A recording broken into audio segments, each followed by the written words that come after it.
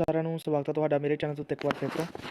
ਸਭ ਤੋਂ ਪਹਿਲਾਂ ਅਗਰ ਤੁਸੀਂ ਮੇਰੇ ਚੈਨਲ ਉੱਤੇ ਨਵੇਂ ਹੋ ਤਾਂ ਮੇਰੇ ਚੈਨਲ ਨੂੰ ਸਬਸਕ੍ਰਾਈਬ ਕਰ ਲਓ ਤੇ ਬੈਲ ਆਈਕਨ ਦਬਾ ਲਓ ਤਾਂ ਕਿ ਤੁਹਾਨੂੰ ਲੇਟੈਸਟ ਅਪਡੇਟ ਮਿਲਦੀ ਰਹੇ ਪੰਜਾਬ ਗਵਰਨਮੈਂਟ ਜੌਬ ਤੇ ਸੈਂਟਰ ਗਵਰਨਮੈਂਟ ਜੌਬ ਦੇ ਰਿਗਾਰਡਿੰਗ। ਤੇ ਜਿਵੇਂ ਕਿ ਤੁਹਾਨੂੰ ਪਤਾ ਕਿ ਆਪਾਂ ਪਹਿਲਾਂ ਇੱਕ ਵੀਡੀਓ ਪਾਈ ਸੀ ਪੋਲਿਟੀ ਦੇ ਰਿਗਾਰਡਿੰਗ। ਤੇ ਜਿਵੇਂ ਤੁਹਾਨੂੰ ਪਤਾ ਵੀ ਜਿਹੜਾ ਪੰਜਾਬ ਪੁਲਿਸ ਦਾ ਪੇਪਰ ਆ ਉਹ 5ਵੇਂ ਮਹੀਨੇ ਜਾਂ 6ਵੇਂ ਮਹੀਨੇ ਹੋਣ ਜਾ ਰਿਹਾ, ਠੀਕ ਹੈ। ਤੇ ਪੰਜਾਬ ਪੁਲਿਸ ਕਾਂਸਟੇਬਲ ਤੇ SI ਦੇ ਜਿਹੜੇ ਪੇਪਰ ਨੇ ਉਹਦੇ ਵਿੱਚ ਜੋ GK ਵਾਲਾ ਪੋਰਸ਼ਨ ਆ ਉਹਦੇ ਵਿੱਚ ਜ਼ਿਆਦਾਤਰ ਪੋਲਿਟੀ ਹੀ ਪੁੱਛੀ ਜਾਂਦੀ ਹੈ। ਤੇ ਅੱਜ ਆਪਾਂ ਪੋਲਿਟੀ ਦਾ ਸੈਕੰਡ ਲੈਕਚਰ ਲੈ ਕੇ ਆ ਰਹੇ ਹਾਂ, ਠੀਕ ਹੈ। ਇਹਦੇ ਵਿੱਚ ਹਰੇਕ ਕੁਐਸਚਨ ਦੇ ਘੱਟੋ ਘੱਟ ਮੈਂ ਤੁਹਾਨੂੰ ਨਾਲ 5 ਜਾਂ 6 ਫੈਕਟ ਨਾਲ ਦੱਸਾਂਗਾ, ਨੋਟ ਕਰਦੇ ਜਾਇਓ।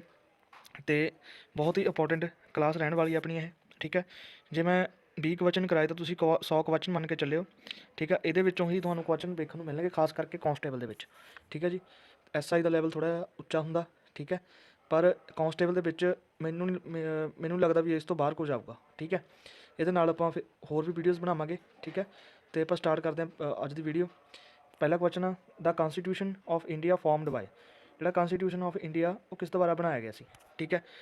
ਇਹਦਾ A option planning commission, B option constitution assembly. Constitution ਕੀ ਹੁੰਦਾ? ਕਾਂਸਟੀਟਿਊਸ਼ਨ ਹੁੰਦਾ ਸੰਵਿਧਾਨ, ਠੀਕ ਹੈ ਜੀ। ਆਪਣਾ ਜਿਹੜਾ ਸੰਵਿਧਾਨ ਆ ਉਹ ਕਿਸ ਦੁਆਰਾ ਬਣਾਇਆ ਗਿਆ ਸੀ, ਠੀਕ ਹੈ। ਪ੍ਰੈਜ਼ੀਡੈਂਟ ਦੁਆਰਾ ਬਣਾਇਆ ਗਿਆ ਸੀ ਜਾਂ ਵਰਕਿੰਗ ਕਮੇਟੀ ਦੁਆਰਾ ਬਣਾਇਆ ਗਿਆ ਸੀ। ਇਹਦਾ ਜਿਹੜਾ ਆਨਸਰ ਆ ਉਹ ਕਾਂਸਟੀਟਿਊਸ਼ਨ ਅਸੈਂਬਲੀ ਦੁਆਰਾ ਬਣਾਇਆ ਗਿਆ ਸੀ, ਠੀਕ ਹੈ ਜੀ।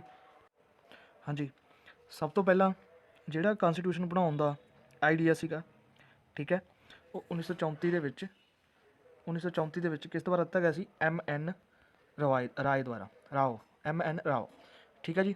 ਇੱਕ ਤਾਂ ਤੁਸੀਂ ਇਹ ਯਾਦ ਰੱਖਣਾ, 1934 ਦੇ ਵਿੱਚ ਸਭ ਤੋਂ ਪਹਿਲਾਂ ਜਿਹੜਾ ਕਾਂਸਟੀਟਿਊਸ਼ਨ ਬਣਾਉਣ ਦਾ ਜਿਹੜਾ ਆਈਡੀਆ ਸੀ ਉਹ MN ਲਿਖ ਲਓ ਇੱਥੇ, MN ਰਾਓ ਦੁਆਰਾ ਦਿੱਤਾ ਗਿਆ ਸੀ, ਠੀਕ ਹੈ। ਥੋੜ੍ਹਾ ਜਿਹਾ ਪੇਸ਼ੈਂਸ ਰੱਖਣਾ, ਸਾਰਾ ਕੁਛ ਆਪਾਂ ਕਰਾਂਗੇ, ਠੀਕ ਹੈ। MN ਰਾਓ ਦੁਆਰਾ ਦਿੱਤਾ ਗਿਆ ਸੀ। ਜਿਹੜੀ ਕਾਂਸਟੀਟਿਊਸ਼ਨ ਅਸੈਂਬਲੀ ਹੈ ਜਿਹੜੀ ਉਹਦੀ ਪਹਿਲੀ ਮੀਟਿੰਗ ਕਦੋਂ ਹੋਈ ਸੀ?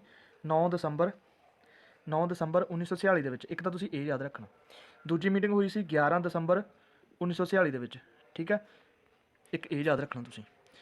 ਉਸ ਤੋਂ ਜਿਹੜੀ 9 ਦਸੰਬਰ ਜਦੋਂ 1946 ਦੇ ਵਿੱਚ ਫਸਟ ਮੀਟਿੰਗ ਹੋਈ ਸੀ, ਉਹਦੇ ਵਿੱਚ ਪਹਿਲੇ ਜਿਹੜੇ ਪ੍ਰਧਾਨ ਚੁਣੇ ਗਏ ਸੀ, ਠੀਕ ਹੈ, ਟੈਂਪਰੇਰੀ ਪ੍ਰਧਾਨ, ਉਹ ਸੀ ਸਚਿਦਾਨੰਦ ਸੈਨਾ, ਠੀਕ ਹੈ।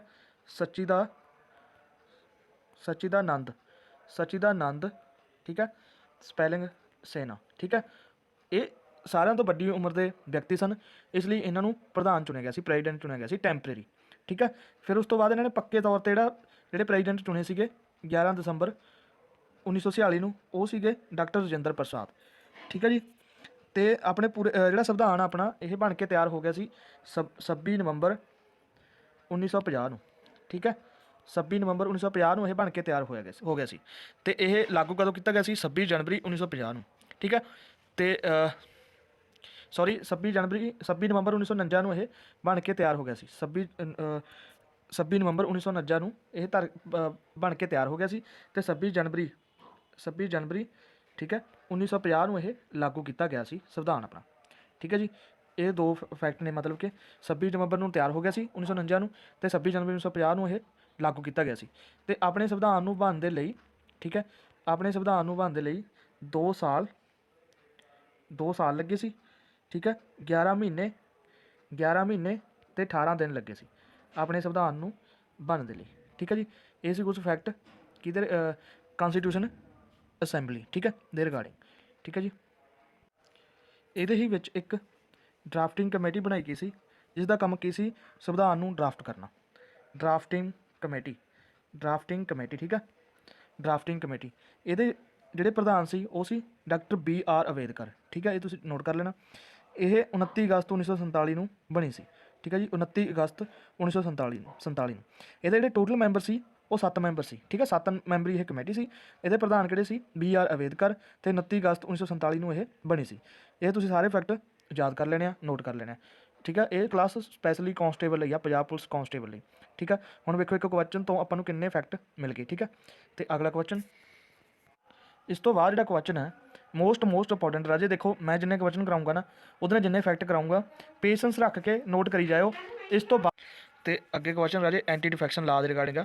ਮੈਂ ਤੁਹਾਨੂੰ ਦੱਸਣ ਜਾ ਰਿਹਾ ਵੀ ਇਹ ਜਿਹੜੀ ਵੀਡੀਓ ਆ ਪੰਜਾਬ ਪੁਲਿਸ ਕਾਂਸਟੇਬਲ ਲਈ ਹੈ, ਅਤੇ ਇਹਦੇ ਵਿੱਚੋਂ ਹੀ ਜਿਹੜੇ ਕੁਐਸਚਨ ਆਪਣੇ ਹਿੱਟ ਕਰਨਗੇ, ਠੀਕ ਹੈ। ਬਸ ਜਿੰਨੇ ਫੈਕਟ ਮੈਂ ਨਾਲ ਦੱਸ ਰਿਹਾ ਉਹਨੂੰ ਨੋਟ ਕਰ ਲਿਓ। ਇਹਦੇ ਮਤਲਬ ਜ਼ਿਆਦਾ ਬਾਹਰੇ ਇਹ 'ਚੋਂ ਆਉਣ ਦੀ ਸੰਭਾਵਨਾ ਨਹੀਂ ਹੈਗੀ, ਠੀਕ ਹੈ। 35 ਨੰਬਰ ਦੀ ਆਪਣੀ GK ਆਉਣੀ ਆ, ਠੀਕ ਹੈ। ਇਹਦੇ ਵਿੱਚੋਂ ਹੀ ਆਉਣਗੇ ਜ਼ਿਆਦਾਤਰ। ਜਿਹੜੇ ਪੋਲਿਟੀ ਦੇ ਕੋਈ ਵੀ ਕੁਐਸਚਨ ਆਇਆ ਤਾਂ ਇਸ ਤੋਂ ਬਾਹਰ ਨਹੀਂ ਆਵੇਗਾ, ठीक है जी। ਹੁਣ ਅਗਲਾ ਕੁਐਸਚਨ ਤੁਹਾਨੂੰ ਮੈਂ ਦੱਸਣ ਜਾ ਰਿਹਾ ਵੀ ਐਂਟੀ ਡਿਫਲੈਕਸ਼ਨ ਲਾ is given in which schedule of Indian constitution. ਠੀਕ ਹੈ, ਇਹ ਰਾਜੇ ਦੇਖੋ ਇਹ ਜਿਹੜਾ ਸੀ ਇਹ 52 ਅਮੈਂਡਮੈਂਟ ਦੇ ਥਰੂ ਆਇਆ ਸੀ। ਠੀਕ ਹੈ, 52 ਅਮੈਂਡਮੈਂਟ ਜਿਹੜੀ ਹੋਈ ਸੀ 1985 ਦੇ ਵਿੱਚ ਹੋਈ ਸੀ, ਇਹ ਵੀ ਯਾਦ ਰੱਖ ਲੈਣਾ। 52 ਠੀਕ ਹੈ, 52 ਅਮੈਂਡਮੈਂਟ ਹੋਈ ਸੀ 1985, ਉਹਦੇ ਥਰੂ ਆਇਆ ਸੀ ਇਹ ਜਿਹੜਾ 10th ਸ਼ਡਿਊਲ ਦੇ ਵਿੱਚ ਹੈ। ਠੀਕ ਹੈ ਜੀ, ਇਹ ਯਾਦ ਰੱਖ ਲੈਣਾ। ਇੱਕ ਦੂਜੀ ਗੱਲ ਤੁਸੀਂ ਕੀ ਯਾਦ ਰੱਖਣੀ ਆ, ਪਹਿਲੀ ਗੱਲ ਤਾਂ ਇਹਦਾ ਆਂਸਰ ਜਿਹੜਾ ਬੀ ਆਪਸ਼ਨ ਆ 10th। ਤੇ ਇਹ ਤੋਂ ਬਾਅਦ ਜਿਹੜਾ ਸੈਕੰਡ ਆਰਟੀਕਲ ਆ, ਦੇਖੋ ਸੈਕੰਡ ਆਰਟੀਕਲ ਲਿਖਿਆ ਹੋਇਆ ਨਾ, ਇਹ ਸੈਲਰੀ ਨਾਲ ਰਿਲੇਟ ਕਰਦਾ। ਤੇ ਉਸ ਤੋਂ ਬਾਅਦ ਜਿਹੜਾ ਥਰਡ ਲਿਖਿਆ ਹੋਇਆ ਇਹ ਓਥ। ਠੀਕ ਆ, ਤੇ ਉਸ ਤੋਂ ਬਾਅਦ ਜਿਹੜਾ ਫੋਰਥ ਆ ਇਹ ਸੀਟਸ ਆਫ ਰਾਜ ਸਭਾ। ਦੇਖੋ ਮੈਂ ਇਹਦੇ ਨਾਲ ਤੁਹਾਨੂੰ ਘੱਟੋ ਘੱਟ 5 ਕੁਐਸਚਨ ਦੱਸਤੇ। ਠੀਕ ਹੈ ਜੀ, ਐਵੇਂ ਤੁਸੀਂ ਰਿਲੇਟ ਕਰਕੇ ਚੱਲਣਾ ਚੀਜ਼ਾਂ ਨੂੰ। ਠੀਕ ਹੈ, ਐਂਟੀ ਡਿਫਲੈਕਸ਼ਨ ਲਾ ਦਲ ਬਦਲੀ ਕਾਨੂੰਨ ਆ। ਠੀਕ ਹੈ, ਦਲ ਬਦਲੀ ਵਿਰੁੱਧ ਕਾਨੂੰਨ ਆ ਇਹ। ਠੀਕ ਆ, 52 ਅਮੈਂਡਮੈਂਟ 1985 ਨੂੰ ਪਹਿਲੀ ਗੱਲ ਤਾਂ ਇਹ ਆਇਆ ਸੀ। ਦੂਜੀ ਗੱਲ ਇਹ 10th ਸ਼ਡਿਊਲ ਦੇ ਵਿੱਚ ਆ। ਫਿਰ ਉਸ ਤੋਂ ਬਾਅਦ ਜਿਹੜਾ ਇਹ ਆਪਸ਼ਨ ਸੈਕੰਡ ਦਿੱਤਾ ਹੋਇਆ, ਸੈਕੰਡ ਆਪਸ਼ਨ ਦੇ ਵਿੱਚ ਸੈਕੰਡ ਸ਼ਡਿਊਲ ਦੇ ਵਿੱਚ ਸੈਲਰੀ ਆਉਂਦੀ ਆ। ਠੀਕ ਆ, ਥਰਡ ਦੇ ਵਿੱਚ ਓਥ ਆਉਂਦੀ ਆ। ਠੀਕ ਆ, ਸੌ। ਉਸ ਤੋਂ ਬਾਅਦ ਫੋਰਥ ਦੇ ਵਿੱਚ, ਇੱਥੇ ਫੋਰਥ ਗਲਤ ਲਿਖਿਆ ਗਿਆ, ਫੋਰਥ ਤੁਸੀਂ ਆਪ ਯਾਦ ਕਰ ਲਓ, ਚੌਥਾ ਮਤਲਬ ਫੋਰਥ ਦੇ ਵਿੱਚ ਸੀਟਸ ਆਫ ਰਾਜ ਸਭਾ। ਠੀਕ ਹੈ ਜੀ, ਇੰਨੇ ਕੁਐਸਚਨ ਆਪਣੇ ਹੋ ਚੁੱਕੇ ਨੇ। ਦੇਖੋ ਅਗਲਾ ਕੁਐਸਚਨ ਕੀ ਆ, who proposed the preamble before the drafting committee. ਠੀਕ ਹੈ, ਪ੍ਰੈਂਬਲ ਕੌਣ ਲੈ ਕੇ ਆਇਆ ਸੀ, ਮੈਂ ਤੁਹਾਨੂੰ ਸਿੱਧਾ ਸਿੱਧਾ ਹਿਸਾਬ ਆ। ਠੀਕ ਹੈ, ਜੇ ਪਹਿਲੀ ਗੱਲ ਤਾਂ ਜਿਹੜਾ ਪ੍ਰੈਂਬਲ ਆ ਇਹਦਾ ਪਹਿਲਾ ਨਾਮ ਸੀਗਾ ਆਬਜੈਕਟਿਵ ਰੈਵੋਲੂਸ਼ਨ। ਠੀਕ ਹੈ, ਰੈਜ਼ੋਲੂਸ਼ਨ ਸੌਰੀ। ਠੀਕ ਹੈ, ਇਹ 13 ਦਸੰਬਰ, ਮੈਂ ਲਿਖ ਦੇਣਾ ਇੱਥੇ, 13 ਦਸੰਬਰ 1946। ਠੀਕ ਆ, ਇੰਟਰੋਡਿਊਸ ਕੀਤਾ ਸੀ। ਇਹ ਕਿਹਨਾਂ ਨੇ ਕੀਤਾ ਸੀ, ਜਵਾਹਰ ਲਾਲ ਨਹਿਰੂ ਜੀ ਨੇ। ਠੀਕ ਹੈ, ਆਪਾਂ USA ਤੋਂ ਦੂਜਾ ਕੁਐਸਚਨ। ਠੀਕ ਹੈ, USA ਤੋਂ ਲਿਆ ਸੀ। ਤੇ ਇਹ 22 ਨਵੰਬਰ, ਠੀਕ ਆ ਇੱਥੇ ਮੈਂ ਲਿਖ ਦੇਣਾ, ਇਹ ਅਡੋਪਟ ਕਦੋਂ ਕੀਤਾ ਗਿਆ ਸੀ, 22 ਨਵੰਬਰ 1946 ਨੂੰ। 22 ਨਵੰਬਰ 1946 ਨੂੰ ਕੀ ਕਰ ਲਿਆ ਸੀ, ਇਹ ਅਡੋਪਟ ਕਰ ਲਿਆ ਸੀਗਾ।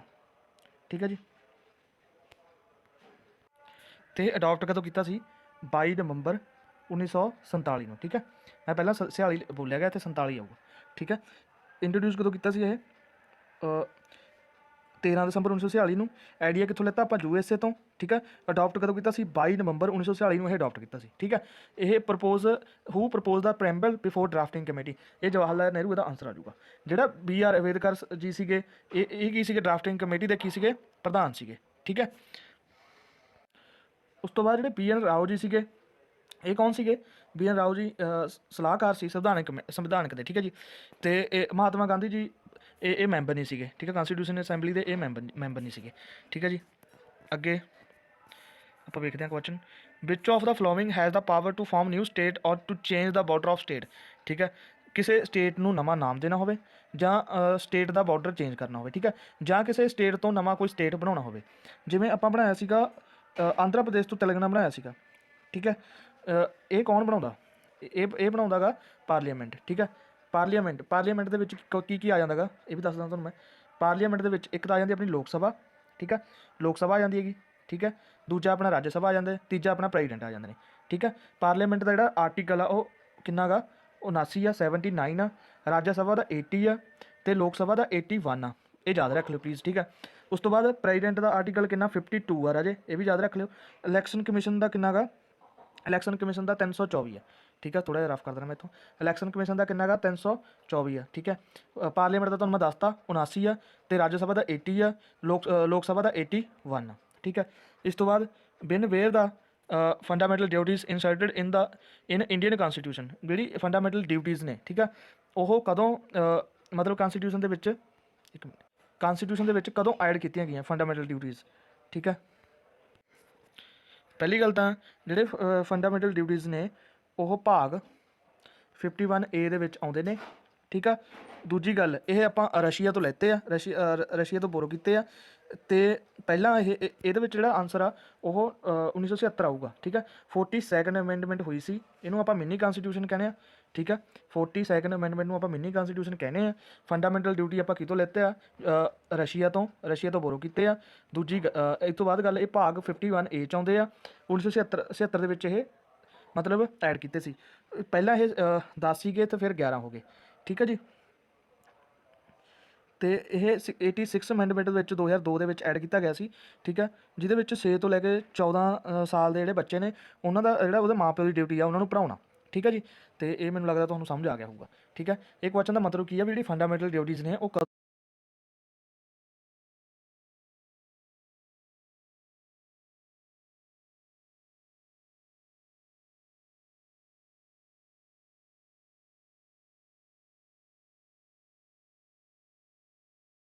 ਤੋਂ ਐਡ ਕੀਤੀਆਂ ਗਈਆਂ ਸੀ। ਠੀਕ ਆ ਵੀ ਆਪਣੀ ਡਿਊਟੀ ਕੀ ਬਣਦੇ ਨੇ ਆਪਣੇ ਦੇਸ਼ ਪ੍ਰਤੀ। ਠੀਕ ਆ ਤੇ ਇਹ ਕੀਤੀਆਂ ਗਈਆਂ ਸੀ 42nd ਅਮੈਂਡਮੈਂਟ ਜਿਹੜੀ ਕਿ 1977 ਦੇ ਵਿੱਚ ਹੋਈ ਸੀ, ਜਿਹਨੂੰ ਮਿੰਨੀ ਕਨਸਟੀਟਿਊਸ਼ਨ ਕਹਿੰਦੇ ਨੇ। ਇਹ ਭਾਗ 51A 'ਚ ਆਉਂਦਾ ਤੇ ਇਹ ਆਪਾਂ ਰਸ਼ੀਆ ਤੋਂ ਬੋਰੋ ਕੀਤੇ। ਆਈ ਹੋਪ ਤੁਹਾਨੂੰ ਸਮਝ ਆ ਗਈ ਉਹ ਸਾਰੀ ਗੱਲ। ਇੱਕ ਹੁੰਦੇ ਨੇ ਫੰਡਾਮੈਂਟਲ ਰਾਈਟਸ, ਠੀਕ ਆ, ਇੱਕ ਹੁੰਦੀਆਂ ਨੇ ਫੰਡਾਮੈਂਟਲ ਡਿਊਟੀਜ਼। ਆਪਣੇ ਰਾਈਟ ਤਾਂ ਹੈਗੇ ਨੇ, ਠੀਕ ਆ, ਆਪਾਂ ਨੂੰ ਸਾਰਾ ਕੁਛ ਇਕੁਅਲਿਟੀ, ਠੀਕ ਆ, ਆਪਾਂ ਨੂੰ ਰਿਲੀਜਨ ਦਾ ਅਧਿਕਾਰ ਤਾਂ ਹੈਗੇ ਨੇ, ਉਹਦੇ ਨਾਲ ਆਪਾਂ ਨੂੰ ਆਪਣੀਆਂ ਕੁਝ ਆਪਣੇ ਦੇਸ਼ ਦੇ ਪ੍ਰਤੀ ਡਿਊਟੀਜ਼ ਵੀ ਨੇ, ਕਰਤੱਵ ਵੀ ਨੇ। ਠੀਕ ਆ, ਜਿਹੜੇ ਤਾਂ ਰਾਈਟਸ ਨੇ ਉਹ ਆਪਾਂ USA ਤੋਂ ਬੋਰੋ ਕੀਤੇ ਆ, ਜਿਹੜੇ ਕਰਤੱਵ ਨੇ ਉਹ ਆਪਾਂ ਕਿੱਥੋਂ ਬੋਰੋ ਕੀਤੇ ਆ, ਰਸ਼ੀਆ ਤੋਂ। ਠੀਕ ਆ ਜੀ, ਹੁਣ ਅਗਲਾ ਕੁਐਸਚਨ ਆਪਾਂ ਵੇਖਦੇ ਹਾਂ। ਇਹਦੇ ਵਿੱਚ ਲਿਖਿਆ which article of the Indian constitution provide for the institution of panchayati raj. ਠੀਕ ਆ, ਪੰਚਾਇਤੀ ਰਾਜ ਦਾ ਕਿਹੜਾ ਆਰਟੀਕਲ ਆ? 40 ਨੰਬਰ ਆਰਟੀਕਲ ਆ। ਠੀਕ ਹੈ ਜੀ, 40 ਨੰਬਰ ਆਰਟੀਕਲ ਆ। ਠੀਕ ਹੈ, ਉਸ ਤੋਂ ਬਾਅਦ ਜੇ ਆਪਾਂ ਗੱਲ ਕਰੀਏ 39 ਦੀ, ਠੀਕ ਹੈ, ਇਹਦੇ ਵਿੱਚ ਕੀ ਆਉਂਦਾ? Equal pay for equal work. ਤੇ ਆਪਾਂ ਗੱਲ ਕਰੀਏ 48 ਦੀ, ਇਹਦੇ ਵਿੱਚ ਕੀ ਆ? 48 ਦੇ ਵਿੱਚ ਪਸ਼ੂ ਪਾਲਣ ਨੂੰ ਪ੍ਰਮੋਟ ਕਰਨਾ। ਠੀਕ ਹੈ ਜੀ, ਇਹ ਆਪਾਂ ਦੇਖ ਲਓ ਧਿਆਨ ਨਾਲ। ਤੇ ਅਗਲਾ question, who is the constitution head of Indian government. ਜੇ ਕਨਸਟੀਟਿਊਸ਼ਨ ਹੈਡ ਦੀ ਗੱਲ ਕਰੀਏ ਤਾਂ ਉਹ ਪ੍ਰੈਜ਼ੀਡੈਂਟ ਆਂਸਰ ਆਊਗਾ। 1 ਨੰਬਰ ਆਰਟੀਕਲ, 1 ਨੰਬਰ ਆਪਸ਼ਨ ਹੈਗਾ। ਉਸ ਤੋਂ ਬਾਅਦ ਜੇ ਆਪਾਂ ਗੱਲ ਕਰੀਏ ਹੈਡ ਆਫ ਗੌਰਮੈਂਟ, ਉਹ ਹੁੰਦਾ ਪ੍ਰਾਈਮ ਮਿਨਿਸਟਰ ਜਾਂਦੀ ਪ੍ਰਧਾਨ ਮੰਤਰੀ। ਉਸ ਤੋਂ ਬਾਅਦ ਚੀਫ ਜਸਟਿਸ ਆਫ ਇੰਡੀਆ, ਇਹ ਆਪਣੇ ਪ੍ਰੈਜ਼ੀਡੈਂਟ ਦੇ ਵਿੱਚ DY ਚੰਦਰਚੂੜ ਨੇ।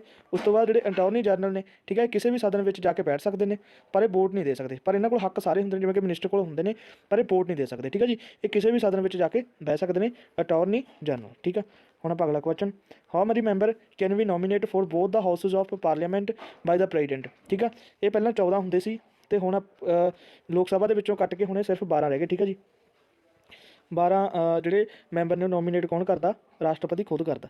ਠੀਕ ਹੈ ਜੀ, ਅਗਲਾ question, what is the retirement age of prime minister of India.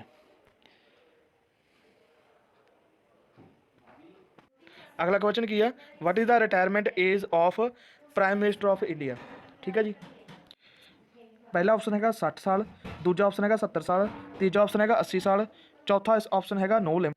ਅਗਲਾ ਆਪਸ਼ਨ ਹੈਗਾ ਨੋ ਲਿਮਿਟ। ਠੀਕ ਹੈ ਜੀ, ਚਾਹੇ ਉਹ ਪ੍ਰਾਈਮ ਮਿਨਿਸਟਰ ਹੋਣ, ਚਾਹੇ ਉਹ ਰਾਸ਼ਟਰਪਤੀ ਹੋਣ, ਚਾਹੇ ਕੋਈ ਵੀ ਹੋਵੇ, ਮਤਲਬ ਕਿ ਵਾਈਸ ਪ੍ਰੈਜ਼ੀਡੈਂਟ ਹੋਣ। ਠੀਕ ਆ, ਇਹਨਾਂ ਦੀ ਕੋਈ ਲਿਮਿਟ ਨਹੀਂ ਹੁੰਦੀ ਰਿਟਾਇਰ ਹੋਣ ਦੀ। ਦੂਜੇ ਪਾਸੇ ਆਪਾਂ ਗੱਲ ਕਰੀਏ ਜਿਵੇਂ ਸੁਪਰੀਮ ਕੋਰਟ ਦੇ ਜੱਜ ਨੇ, ਉਹਨਾਂ ਦੀ ਰਿਟਾਇਰਮੈਂਟ ਏਜ 65 ਈਅਰ ਆ।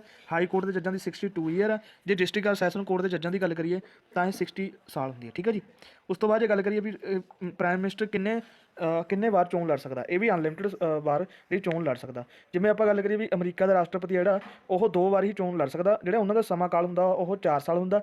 ਤੇ ਇੰਡੀਆ ਦੇ ਵਿੱਚ ਸਮਾਂ ਕਾਲ ਜਿਹੜਾ ਹੁੰਦਾ ਗਾ ਰਾਸ਼ਟਰਪਤੀ ਦਾ ਉਹ 5 ਸਾਲ ਹੁੰਦਾ। ਠੀਕ ਹੈ ਜੀ, ਉਹ ਰਾਸ਼ਟਰਪਤੀ ਜਿਹੜਾ ਅਮਰੀਕਾ ਦਾ 2 ਵਾਰੀ ਚੋਣ ਲੜ ਸਕਦਾ, ਤੇ ਜਿਹੜਾ ਇੰਡੀਅਨ ਰਾਸ਼ਟਰਪਤੀ ਹੁੰਦਾ ਗਾ ਉਹ ਮਤਲਬ ਅਨਲਿਮਿਟਡ ਜਿੰਨੇ ਵਾਰ ਵੀ ਜਿੱਤੀ ਜਾਊਗਾ ਉਹ ਚੋਣ ਲੜ ਸਕਦਾ। ਠੀਕ ਹੈ ਜੀ, ਅਗਲਾ question, which of the following makes law in India. ਵੀ ਮਤਲਬ ਕਾਨੂੰਨ ਕੌਣ ਬਣਾਉਂਦਾ? ਠੀਕ ਹੈ ਜੀ, ਮੈਂ ਤੁਹਾਨੂੰ ਦੱਸਦਾ। ਇਹਦੇ ਵਿੱਚ ਲਿਖਿਆ ਪਹਿਲਾ president and council of minister, high court and supreme court, president and both houses of parliament. ਠੀਕ ਹੈ, ਲੋਕ ਸਭਾ ਐਂਡ ਰਾਜ ਸਭਾ। ਇਹ C ਆਪਸ਼ਨ ਸਹੀ ਹੋ ਜਾਊਗਾ। ਠੀਕ ਹੈ, ਬੋਥ ਹਾਊਸਿਸ ਆਫ ਪਾਰਲੀਮੈਂਟ ਮਤਲਬ ਕਿ ਲੋਕ ਸਭਾ ਤੇ ਰਾਜ ਸਭਾ। ਪਹਿਲਾਂ ਲੋਕ ਸਭਾ ਤੇ ਰਾਜ ਸਭਾ ਦੇ ਵਿੱਚੋਂ ਬਿੱਲ ਪਾਸ ਹੋਊਗਾ, ਫਿਰ ਫਾਈਨਲ ਅਥਾਰਟੀ ਕਿਹਦੀ ਆ? ਪ੍ਰੈਜ਼ੀਡੈਂਟ ਦੀ ਆ। ਪ੍ਰੈਜ਼ੀਡੈਂਟ ਉਸ 'ਤੇ ਸਾਈਨ ਕਰੂਗਾ, ਫਿਰ ਉਸ ਤੋਂ ਬਾਅਦ ਬਿੱਲ ਆ ਕੀ ਆ ਕਾਨੂੰਨ ਬਣ ਜਾਂਦਾ। ਠੀਕ ਹੈ ਜੀ, ਅਗਲਾ ਕੁਐਸਚਨ ਜਿਹੜਾ ਇਹਦੇ ਵਿੱਚ ਲਿਖਿਆ who is the chairman of Rajya Sabha. ਜਿਹੜਾ ਚੇਅਰਮੈਨ ਹੁੰਦਾ ਰਾਜ ਸਭਾ ਦਾ ਉਹ ਕੌਣ ਹੁੰਦਾ? ਉਹ ਪ੍ਰੈਜ਼ੀਡੈਂਟ ਹੁੰਦਾ, ਵਾਈਸ ਪ੍ਰੈਜ਼ੀਡੈਂਟ ਹੁੰਦਾ, ਸਪੀਕਰ ਆਫ ਲੋਕ ਸਭਾ ਹੁੰਦਾ, ਜਾਂ ਪ੍ਰਾਈਮ ਮਿਨਿਸਟਰ ਹੁੰਦਾ। ਠੀਕ ਹੈ ਜੀ, ਇਹ ਵਾਈਸ ਪ੍ਰੈਜ਼ੀਡੈਂਟ ਹੁੰਦਾ। ਜਿਹੜਾ ਵਾਈਸ ਪ੍ਰੈਜ਼ੀਡੈਂਟ ਆ ਇਹਦਾ ਆਰਟੀਕਲ 63 ਆ। ਠੀਕ ਹੈ, ਤੇ ਹੁਣ ਜਿਹੜੇ ਵਾਈਸ ਪ੍ਰੈਜ਼ੀਡੈਂਟ ਨੇ ਉਹ ਸ੍ਰੀ ਜਗਦੀਪ ਧਨਖੜ ਨੇ। ਠੀਕ ਹੈ ਜੀ, ਤੇ ਉਸ ਤੋਂ ਬਾਅਦ ਪ੍ਰੈਜ਼ੀਡੈਂਟ ਇਹ ਆਪਾਂ ਗੱਲ ਕਰ ਚੁੱਕੇ ਹਾਂ, ਪ੍ਰਾਈਮ ਮਿਨਿਸਟਰ ਬਾਰੇ ਵੀ ਗੱਲ ਕਰ ਚੁੱਕੇ ਹਾਂ। ਠੀਕ ਹੈ ਜੀ, ਅਗਲਾ ਕੁਐਸਚਨ ਕੀ ਆ? ਦਾ ਸਪੀਕਰਸ ਵੋਟ ਇਨ ਦਾ ਲੋਕ ਸਭਾ ਇਜ਼ ਕਾਲਡ। ਜਿਹੜਾ ਸਪੀਕਰ ਵੋਟ ਕਰਦਾ, ਮਤਲਬ ਲੋਕ ਸਭਾ ਦਾ ਸਪੀਕਰ ਜਿਹੜਾ ਉਹ ਵੋਟ ਕਰਦਾ ਉਹਨੂੰ ਕੀ ਕਹਿੰਦੇ ਨੇ? ਜਦੋਂ ਲੋਕ ਸਭਾ ਦੇ ਵਿੱਚ ਵੋਟਾਂ ਵਗੈਰਾ ਪੈਂਦੀਆਂ, ਜਦੋਂ ਕਾਮਨ ਵੋਟ ਹੋ ਜਾਂਦੇ ਨੇ, ਇਕੁਅਲ ਵੋਟਾਂ ਹੋ ਜਾਂਦੀਆਂ ਨੇ, ਤਾਂ ਸਪੀਕਰ ਖੁਦ ਵੋਟ ਕਰਦਾ, ਉਹਨੂੰ ਕਹਿੰਦੇ ਨੇ ਕਾਸਟਿੰਗ ਵੋਟ। ਇਹ ਆਪਸ਼ਨ ਇਹਦਾ ਸਹੀ ਹੋ ਜਾਊਗਾ। ਠੀਕ ਹੈ ਜੀ, ਹੁਣ ਅਗਲੇ ਕੁਐਸਚਨ ਦੀ ਆਪਾਂ ਗੱਲ ਕਰਦੇ ਹਾਂ। Many types of emergencies provisioned in the constitution. ਠੀਕ ਹੈ, ਕਿੰਨੇ ਤਰ੍ਹਾਂ ਦੀ ਐਮਰਜੈਂਸੀ ਹੁੰਦੀ ਆ ਇੰਡੀਅਨ ਕਨਸਟੀਟਿਊਸ਼ਨ ਦੇ ਵਿੱਚ? ਨੰਬਰ 1 ਹੈਗਾ 1, 2, 3 ਜਾਂ 4। ਠੀਕ ਹੈ ਜੀ, ਇਹਦੇ ਵਿੱਚ ਕਿੰਨੇ ਤਰ੍ਹਾਂ ਦੀ ਹੁੰਦੀ ਆ, ਦੇਖੋ ਪਹਿਲੀ ਹੁੰਦੀ ਆ ਆਪਣੀ ਨੈਸ਼ਨਲ ਐਮਰਜੈਂਸੀ, ਜਿਹਦਾ ਕਿ ਆਰਟੀਕਲ ਆ 352। ਉਸ ਤੋਂ ਬਾਅਦ ਹੁੰਦੀ ਆ ਸਟੇਟ ਐਮਰਜੈਂਸੀ, ਇਹਦਾ ਆਰਟੀਕਲ ਹੁੰਦਾ, ਇਹਦਾ ਹੈਗਾ ਆਰਟੀਕਲ 356। ਤੀਜੀ ਤੇ ਲਾਸਟ ਹੈਗੀ ਆ ਫਾਈਨੈਂਸ਼ੀਅਲ, ਠੀਕ ਹੈ, ਜਿਹਦਾ ਆਰਟੀਕਲ ਆ 360। ਠੀਕ ਹੈ, ਤਾਂ ਕਿੰਨੇ ਤਰ੍ਹਾਂ ਦੀ ਐਮਰਜੈਂਸੀ ਹੋ ਗਈ? 3 ਤਰ੍ਹਾਂ ਦੀ ਐਮਰਜੈਂਸੀ ਹੋ ਗਈ। ਠੀਕ ਹੈ, ਜਿਹੜੀ ਤਾਂ ਆਪਣੀ ਨੈਸ਼ਨਲ ਐਮਰਜੈਂਸੀ ਹੈ ਇਹ ਆਪਣੇ ਦੇਸ਼ ਦੇ ਵਿੱਚ ਤਿੰਨ ਵਾਰ ਲੱਗੀ ਆ। ਸਟੇਟ ਐਮਰਜੈਂਸੀ ਆਪਣੇ ਸਟੇਟਸ ਦੇ ਵਿੱਚ ਇਹਨੂੰ ਆਪਾਂ ਪ੍ਰੈਜ਼ੀਡੈਂਟ ਐਮਰਜੈਂਸੀ ਵੀ ਕਹਿੰਦੇ ਆ। ਠੀਕ ਹੈ, ਤੇ ਉਸ ਤੋਂ ਬਾਅਦ ਜਿਹੜੀ ਫਾਈਨੈਂਸ਼ੀਅਲ ਆ, ਠੀਕ ਹੈ, ਫਾਈਨੈਂਸ਼ੀਅਲ ਐਮਰਜੈਂਸੀ ਆਪਣੇ ਦੇਸ਼ ਦੇ ਵਿੱਚ ਅੱਜ ਤੱਕ ਕਦੇ ਵੀ ਨਹੀਂ ਲੱਗੀ। ਠੀਕ ਹੈ ਜੀ, ਇਸ ਤੋਂ ਬਾਅਦ ਹੈਗਾ who was the first lady governor of an Indian state. ਠੀਕ ਹੈ, ਇੰਡੀਅਨ ਸਟੇਟ ਦੀ ਪਹਿਲੀ ਲੇਡੀ ਗਵਰਨਰ ਕੌਣ ਸੀ? ਇਹਦਾ ਆਪਸ਼ਨ ਆ ਜਾਊਗਾ ਸਰੋਜਨੀ ਨਾਇਡੂ, ਡੀ ਆਪਸ਼ਨ ਇਹਦਾ ਸਹੀ ਹੋ ਜਾਊਗਾ। ਠੀਕ ਹੈ ਜੀ, ਇਹ ਯੂਪੀ ਦੇ ਸੀਗੇ ਅਤੇ ਮਤਲਬ ਯੂਪੀ ਦੇ ਗਵਰਨਰ ਬਣੇ ਸੀਗੇ। ਇਹਨਾਂ ਨੂੰ ਆਪਾਂ ਨਾਈਟਿੰਗੇਲ ਆਫ ਇੰਡੀਆ ਵੀ ਕਹਿੰਦੇ ਆ। ਦੂਜੇ ਨੰਬਰ 'ਤੇ ਇਹ ਫਸਟ ਲੇਡੀ ਪ੍ਰੈਜ਼ੀਡੈਂਟ ਸੀ ਇੰਡੀਅਨ ਨੈਸ਼ਨਲ ਕਾਂਗਰਸ ਦੀ। ਇੰਡੀਅਨ ਲੇਡੀ ਸੀਗੇ। ਜਿਹੜੇ ਵੈਸੇ ਸੀਗੇ ਉਹ ਸੀ ਐਨੀ ਬਿਸੈਂਟ। ਠੀਕ ਹੈ ਜੀ, ਜੇ ਇੰਡੀਅਨ ਲੇਡੀ ਦੀ ਗੱਲ ਕਰੀਏ ਤਾਂ ਉਹ ਸੀ ਸਰੋਜਨੀ ਨਾਇਡੂ। ਉਸ ਤੋਂ ਬਾਅਦ ਅਗਲਾ question, right to privacy comes under. ਠੀਕ ਹੈ, ਜਿਹੜੀ ਰਾਈਟ ਟੂ ਪ੍ਰਾਈਵੇਸੀ ਆ ਇਹ ਕਿਹਦੇ ਅੰਡਰ ਆਉਂਦੀ ਆ? ਇਹ ਅੰਡਰ ਆਉਂਦੀ ਆ ਜੀ ਆਰਟੀਕਲ 21 ਦੇ। ਠੀਕ ਹੈ, ਅਤੇ ਇਹ ਸੀ 15 ਕੁਐਸਚਨ। ਹੁਣ 15 ਕੁਐਸਚਨ ਇਹਨਾਂ ਨੂੰ ਮੰਨੋ ਤੁਸੀਂ, ਘੱਟੋ ਘੱਟ 50-60 ਕੁਐਸਚਨ ਮੰਨੋ ਜਿਹੜੇ ਤੁਹਾਨੂੰ ਐਕਸਟਰਾ ਫੈਕਟ ਦੱਸਿਆ। ਠੀਕ ਹੈ, ਉਹ ਵੀ ਤੁਸੀਂ ਕਰ ਲੈਣਾ, ਚੰਗੀ ਤਰ੍ਹਾਂ ਨੋਟ ਕਰ ਲੈਣਾ। ਅਤੇ ਇਸ ਤਰ੍ਹਾਂ ਦੀ ਆਪਾਂ 4-5 ਵੀਡੀਓ ਕਰਾਂਗੇ। ਇਸ ਤੋਂ ਬਾਅਦ ਕੋਈ ਵੀ ਕੁਐਸਚਨ ਨਹੀਂ ਆਵੇਗਾ। ਪੰਜਾਬ ਪੁਲਿਸ ਕਾਂਸਟੇਬਲ ਦੇ ਲਈ ਮੇਨ ਇਹ ਬਣਾਈ ਗਈ ਹੈ ਵੀਡੀਓ। ਅਗਰ ਵੀਡੀਓ ਵਧੀਆ ਲੱਗੀ ਤਾਂ ਸ਼ੇਅਰ ਅਤੇ ਲਾਈਕ ਜ਼ਰੂਰ ਕਰ ਦਿਓ। ਧੰਨਵਾਦ।